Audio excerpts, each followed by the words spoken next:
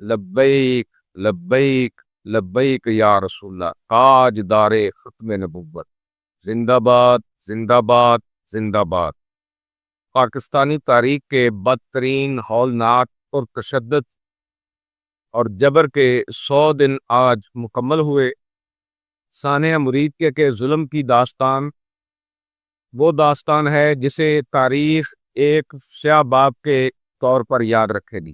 نہتے مظلوم اپنے محب وطن عوام پر وہ قیامت خیر مظالم کے پہاڑ توڑے گئے کہ جس کی مثال زمانے قریب میں کہیں نظر نہیں آتی۔ اپنے ہی لوگوں پر طاقت کا یوں بے درے استعمال کیا گیا جیسے کسی دشمن کی فوج پر حملہ کیا جاتا ہے۔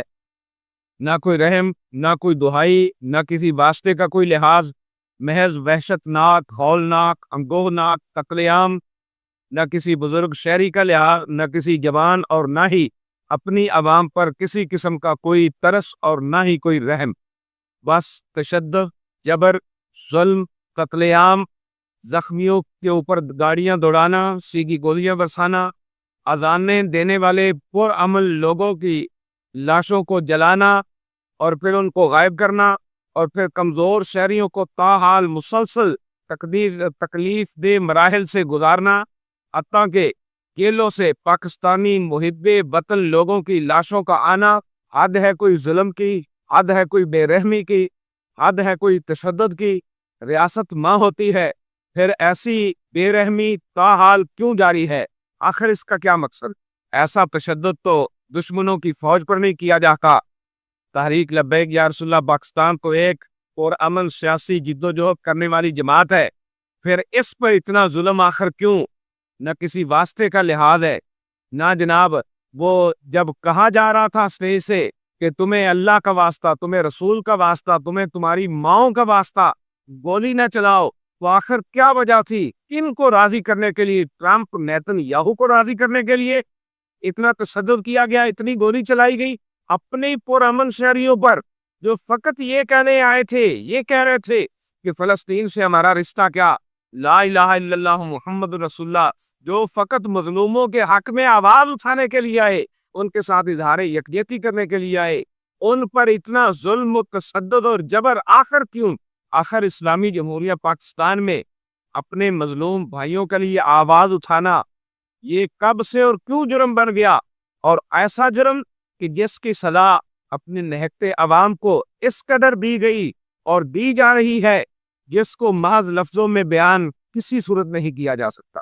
100 دن مکمل ہو گئے اس تشدد و جبر کو جو مسجد رحمت للعالمین سے شروع ہوا، پھر اس تشدد کی مزید ہولناکی سانحہ مرید کے طور پر قوم کے سامنے آئی، اور پھر تاحال یہ تشدد جاری و ساری ہے۔ اپنی قوم اور عوام پر کوئی ایسا ظلم کبھی گوارا کر سکتا ہے؟ تاحال سینکڑوں افراد پابند سلاسل ہیں جنہیں محض فلسطین کے حق میں آواز بلند کرنے کی پاداش میں دہشت گردی کی دفعات کے تحت ظلم و جبر کا نشانہ بنایا جا رہا ہے۔ اس ظلم و جبر کی داستان یہاں ختم نہیں ہوتی، بلکہ ظلم و جبر کا نشانہ خواتین کو بھی بنایا گیا۔ آپ دیکھ لیں، سید حسمت اللہ شاہ شہید رحمت اللہ علیہ، ان کی بہنوں کو فقط اس لیے ظلم، تشدد اور جبر کا نشانہ بنایا گیا تاکہ وہ بیان دے کہ ان کے بھائی کو حکومت نے نہیں، قاتل اللہ مریم نواز کی پولیس نے نہیں، بلکہ سعد حسین رضوی نے شہید کیا۔ یہ ظلم و جبر تھما نہیں، بلکہ لوگوں کی چادر چار دیواری کا تقدس پامال کیا گیا۔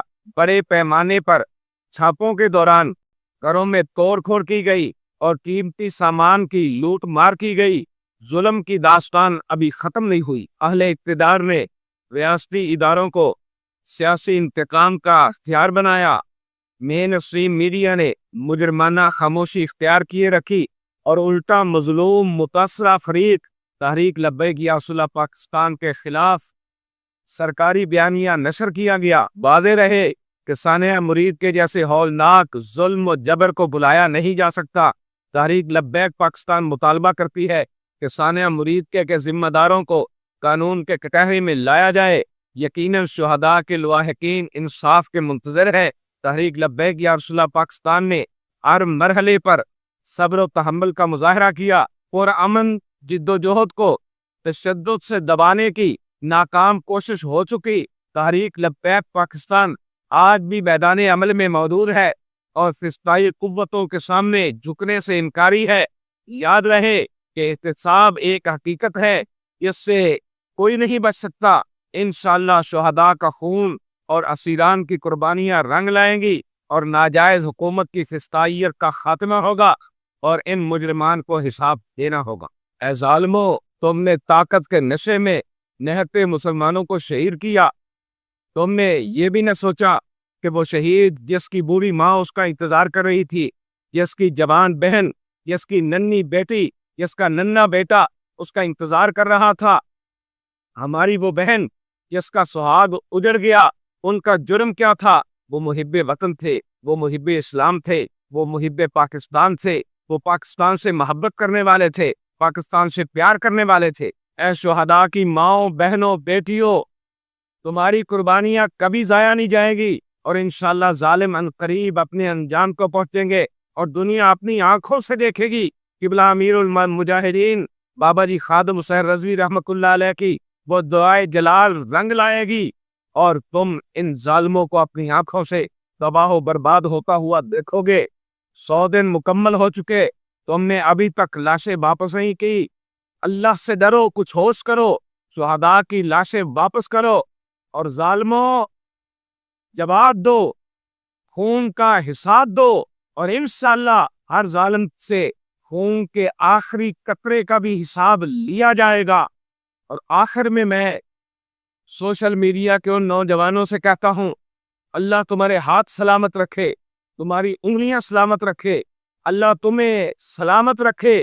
تمہاری محنت نے وہ رنگ دکھایا کہ پوری دنیا سچ کر اٹھی کہ اسلام اپنی پاور رکھتا ہے۔